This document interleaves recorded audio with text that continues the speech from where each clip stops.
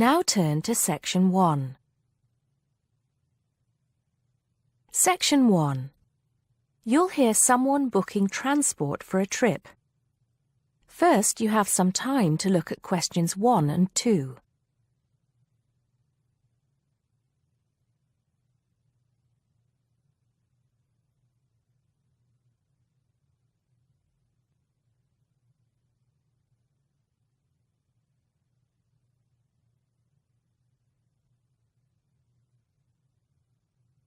You'll see that there is an example which has been done for you. On this occasion only, the conversation relating to this will be played first. Good morning, Burnham Coaches. Sarah speaking. How can I help you? Yes. Good morning. I'm a teacher at the Down Language School. We have a bit of a problem, and I was wondering if you could help us out. The man says he is a teacher, so teacher has been written in the gap. Now we shall begin. You should answer the questions as you listen, because you will not hear the recording a second time. Listen carefully and answer questions 1 and 2. Good morning, Burnham Coaches. Sarah speaking. How can I help you? Yes. Good morning. I'm a teacher at the Down Language School. We have a bit of a problem, and I was wondering if you could help us out. What is the problem exactly? Well, we normally take our students on an excursion at the end of their course. But unfortunately, the coach firm we normally use has let us down. It seems they've gone out of business. I'm sorry to hear that. I suppose you are looking for a replacement. Well, yes.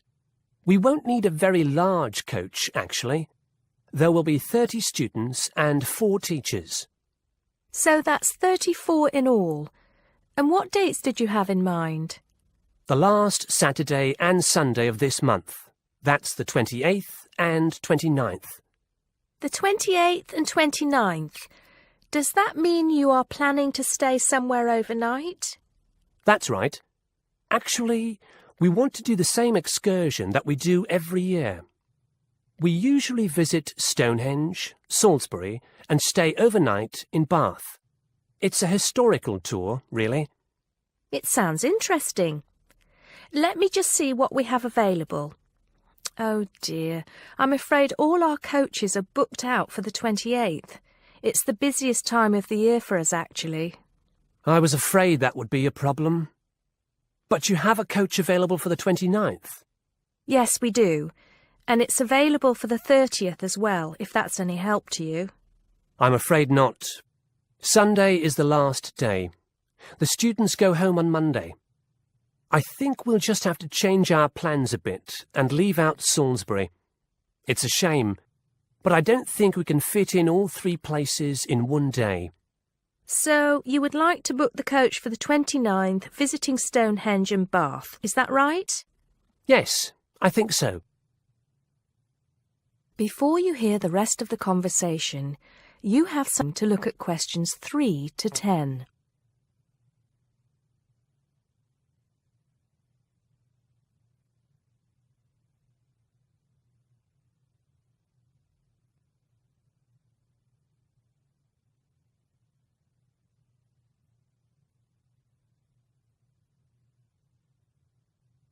Now listen and answer questions 3 to 10.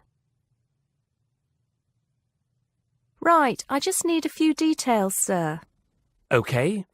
My name is Paul Scott. S-C-O-T? It's double T, actually. I'm sorry.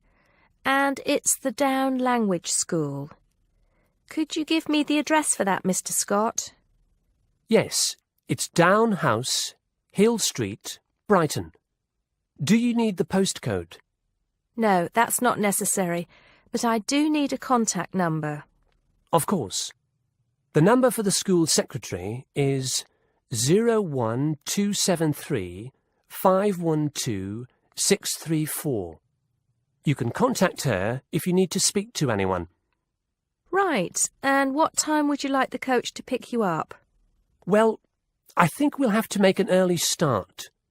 Would 7:30 be all right? Yes, no problem at all. What time do you want to be back? Oh, any time between 10 and 11 will be all right. Not later than 11, though. Right, I'll make a note of that. 11 p.m. latest. There's just one more thing I need to know. Presumably you'll be visiting Stonehenge first. How long do you want to stay there? Well, we normally stay about an hour. The main objective of the excursion is for the students to see the Georgian architecture in Bath, really. Yes, Bath is lovely, isn't it? I was there myself a couple of years ago. I thought the Royal Crescent was absolutely stunning. I hadn't realised how large it is. Well, I think that's all I need to know, Mr. Scott. Thank you for booking with us. Just a minute. There's one thing you seem to have forgotten. How much will this cost? Oh, I'm terribly sorry. I was thinking about Bath. Just bear with me a moment.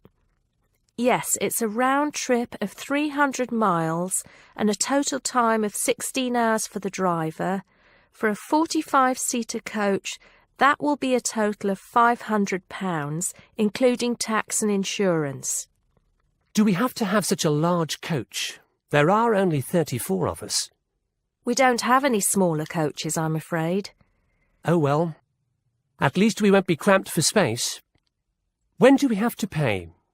We require a 20% deposit to confirm the booking. I suggest that you do that as soon as possible, today if you can. The balance you can give to the driver if you're paying by cheque. Have the cheque made out to Burnham Coaches. I think that'll be all right. I will have to check this with the school accountant, but if all is well, I'll arrange for someone to bring you the deposit within the next 2 hours. That'll be fine, Mr. Scott. Well, thank you very much indeed. Goodbye. Goodbye. That is the end of section 1. You now have half a minute to check your answers.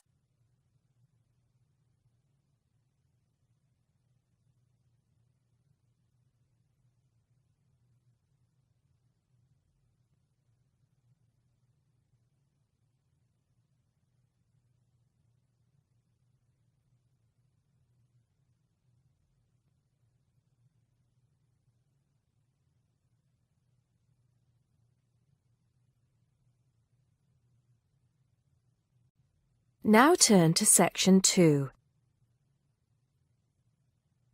Section 2.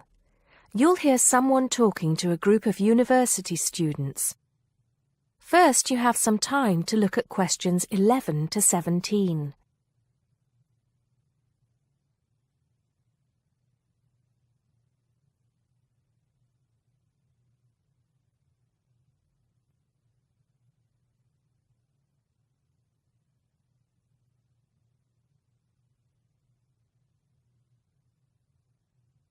Now listen carefully and answer questions 11 to 17.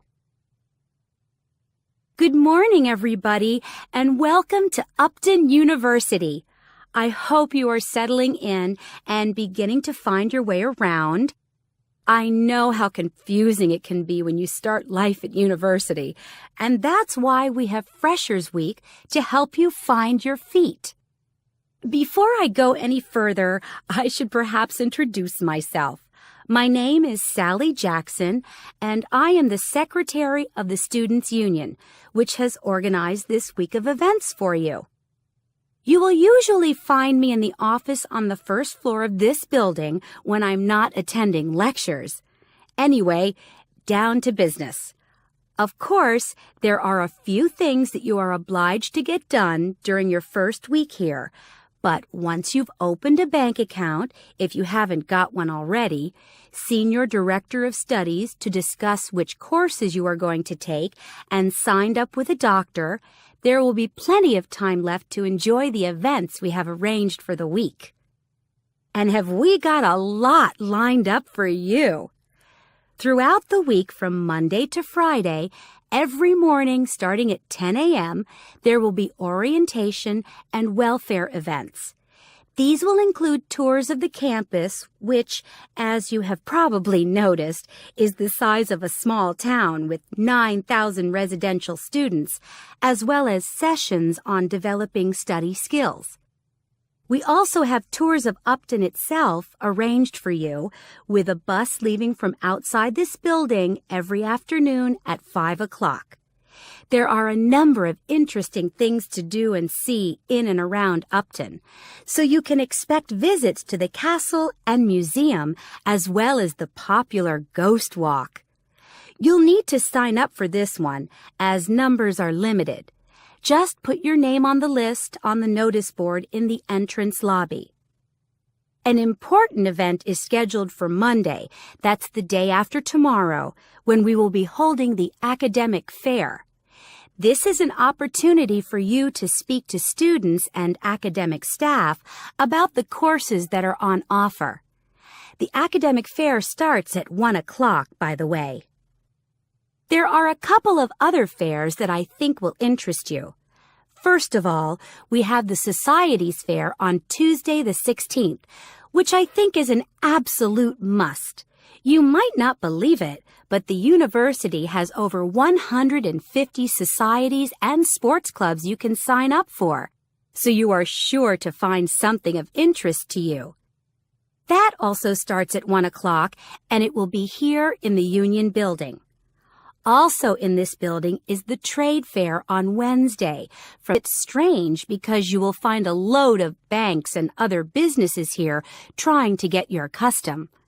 You will find plenty of bargains and, best of all, a lot of the businesses give away stuff for free. Before you hear the rest of the talk, you have time to look at questions 18 to 20.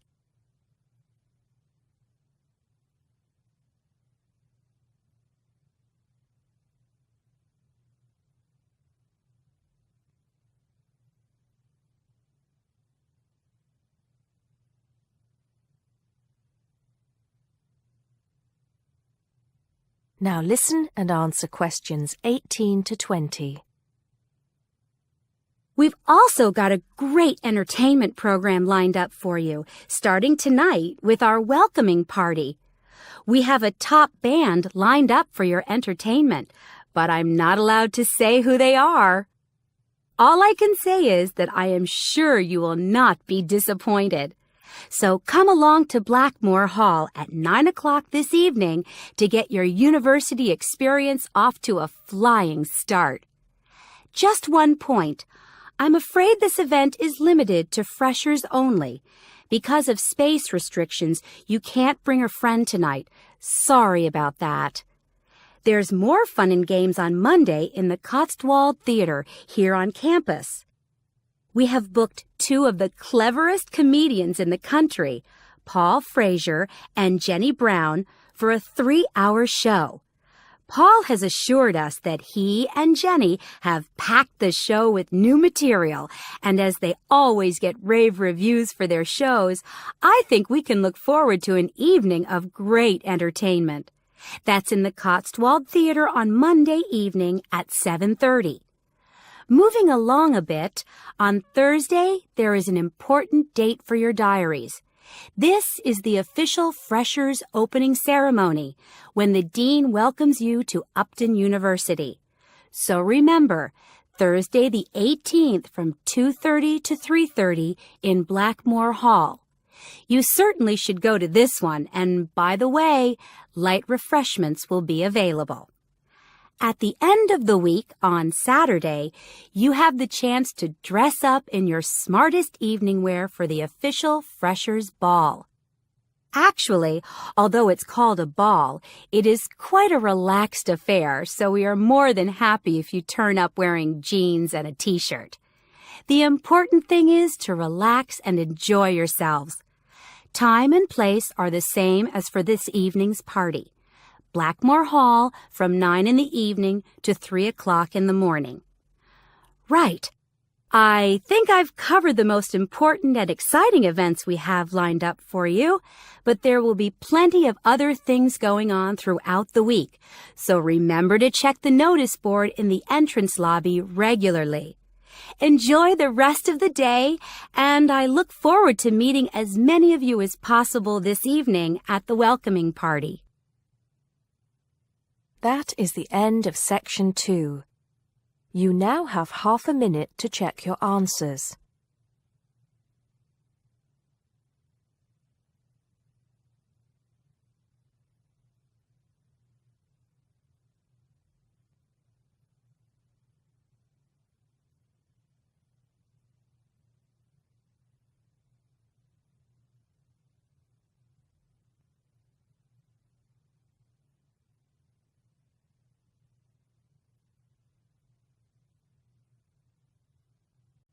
Now turn to section 3. Section 3.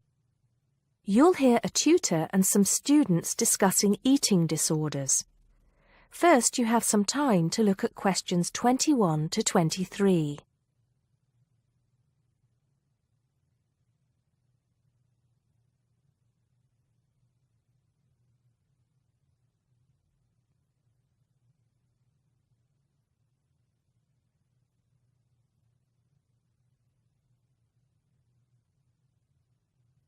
Now listen carefully and answer questions 21 to 23. Good afternoon. I hope everything is going well. Right, we've been looking at problems some people have with eating. And today I'd like to focus on one you've probably come across in your reading. It is sometimes called binge eating disorder, or BED. As you know, I am not a particular fan of these acronyms, so I will refer to it by the alternative name, compulsive eating disorder. Has anybody heard of it? Yes, I have. In fact, I read a case study of a first-year university student who was diagnosed with it. Do you remember what the symptoms are? Well, of course, one symptom is that the person eats too much, although that's true for other eating disorders as well. They also put on weight. That's right. Whereas in some other conditions, such as bulimia, they don't, and can actually lose weight. One thing that compulsive eating disorder and bulimia have in common, though, is that the person with the condition often becomes clinically depressed. Are you saying that everybody who is overweight is suffering from the disorder? Not at all. What makes the compulsive eater different is the pattern of the disorder. Initially, as we've said, the compulsive eater starts eating too much. This seems to be because the sufferer finds comfort in food and eating is seen as a way of coping with problems. They don't eat because they feel hungry. Mary, in the case study you read, was there any reference to what triggered the problem? I seem to recall that the student was suffering from stress because she was revising for exams, and she started eating snacks, junk food, while she was studying. Soon, she was eating snacks all the time, and it just got worse from there. Yes, that sounds plausible, although compulsive eating often starts a lot earlier than the case you describe. Before you hear the rest of the conversation, you have some time to look at questions 24 to 40.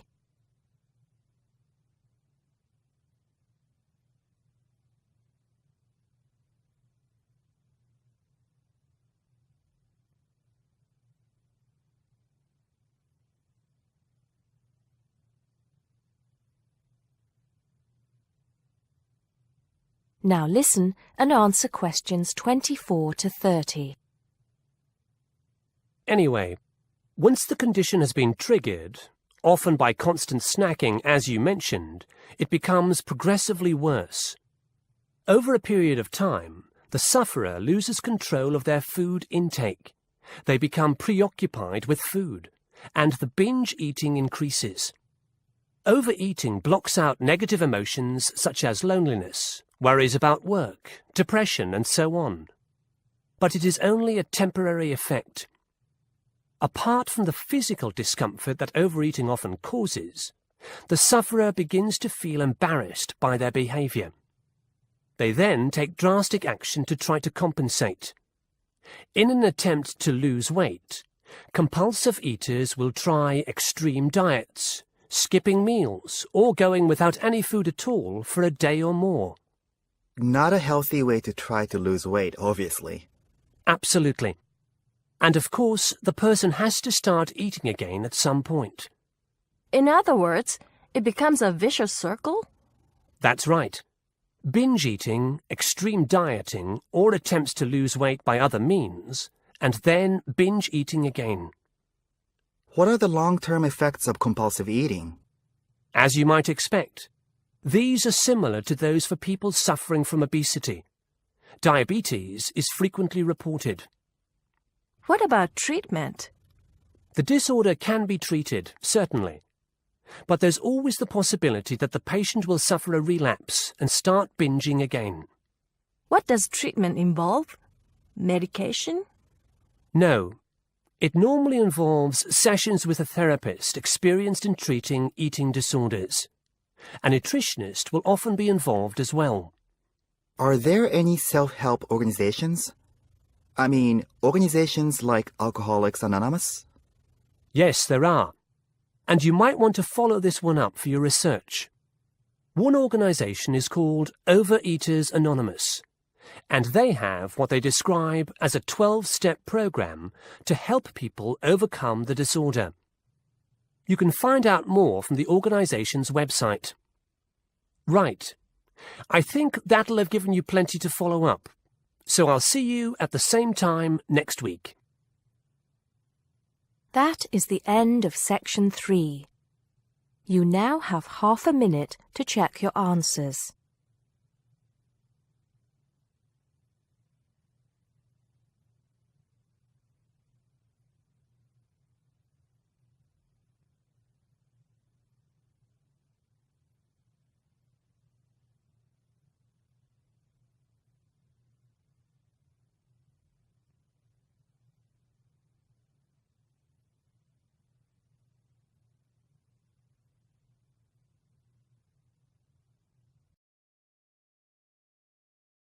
Now turn to Section 4. Section 4. You'll hear a man giving a lecture on nuclear fusion.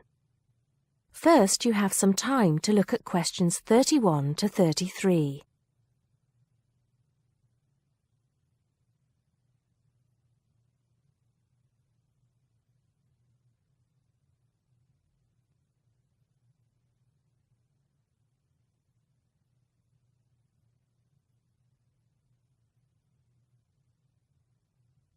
Now listen carefully and answer questions 31 to 33. I'd like to start by thanking so many of you for attending this, my first public lecture at this magnificent university. I'm going to be talking to you today about nuclear fusion. Before I proceed further, I would like to apologize on behalf of some of our newspapers for the sensationalist and hopelessly inaccurate articles that have been published on the subject over the years.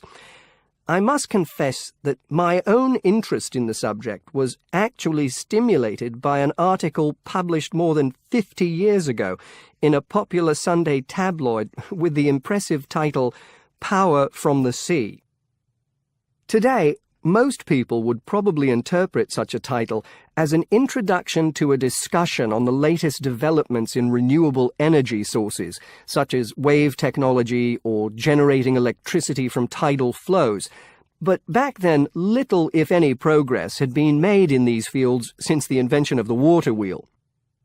As I recall, following coverage of the opening of the world's first commercial nuclear power station, more than 50 years ago now, at Calder Hall in 1956, the article promised that we would have limitless, almost free electricity within 10 years. It claimed that we could do this using an isotope of water, deuterium, from the sea. This would be used in reactors to combine simple molecules of hydrogen to form helium, releasing energy in the process. Of course, this is different from the process of nuclear fission, which today's nuclear reactors use. I wouldn't like to say that the article I read as a boy was totally inaccurate. It's true that the concept of producing energy from nuclear fusion, essentially reproducing the reactions by which our Sun and other stars produce energy, depends on fusing atoms of hydrogen, but the timescale suggested was hopelessly wrong. To this day, despite some very embarrassing false claims from scientists who should have known better, we have not been able to produce energy from nuclear fusion in a controllable way. Let me make clear what I mean by this statement, before some journalist in the audience gets hold of the wrong end of the stick.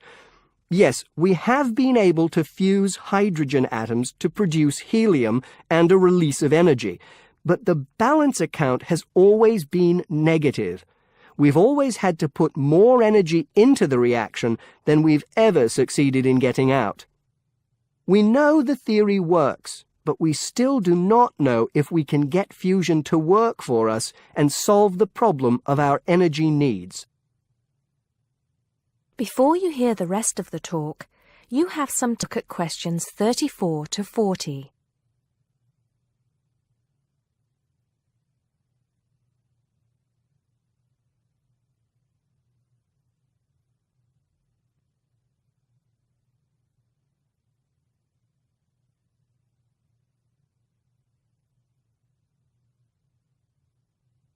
Now listen and answer questions 34 to 40. Here, I will briefly explain these problems before going on to give you a summary of the innovative ways being tested to overcome them. First of all, we have to try to understand the incredible physical conditions that exist inside a natural nuclear fusion reactor, such as the Sun. To start with, we have to create temperatures never experienced on our planet. Indeed, if we had experienced the temperatures required, then our planet would never have formed. We have to generate temperatures of at least 100 million degrees Celsius in a carefully controlled environment before we can even hope to produce a fusion reaction. The problems are immense, but it can be done. Many of you will know that you can put your hand into a very hot oven and not get burnt, provided you do not touch any of the surfaces. I won't go into the reasons for this phenomenon here, but we are applying roughly the same principles in designs for fusion reactors. I think I can promise you that the heat will be confined to a very small area. The other major problem we have to find a solution to is pressure. The pressures in a massive body like the Sun are vast, and this is what brings the hydrogen atoms into such close proximity to one another that they fuse into helium. We may not have to achieve the same pressures in a fusion reactor, but even so, it is a huge technological problem. What, then, makes me hopeful about the future of energy from nuclear fusion? Perhaps surprisingly, it is developments in laser technology. We can now use lasers to control the nuclear fuel pellets so that they remain suspended inside the reactor without touching the sides. Remember that these pellets are quite small, and because they contain atoms of deuterium and tritium, the two isotopic forms of hydrogen that can be used in these reactions, they are quite light. The lasers will also compress the fuel pellet to raise the pressure to that required to initiate the fusion reaction. Another, far more powerful laser will be used to heat the fuel pellet to the temperature required. This laser, if you like, will act as the trigger to start the reaction. Once started, it is hoped that the reaction will produce enough energy to maintain itself, and also that it will produce a surplus in the form of heat that can be used to produce the steam needed to drive turbines in order to generate the electricity the world needs.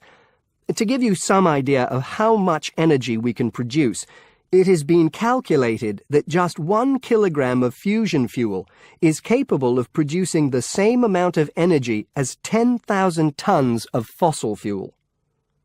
I think you would agree that such an objective is worth working towards. I believe, and I am not alone in this, that nuclear fusion could supply the world's energy needs for centuries to come. That is the end of section 4.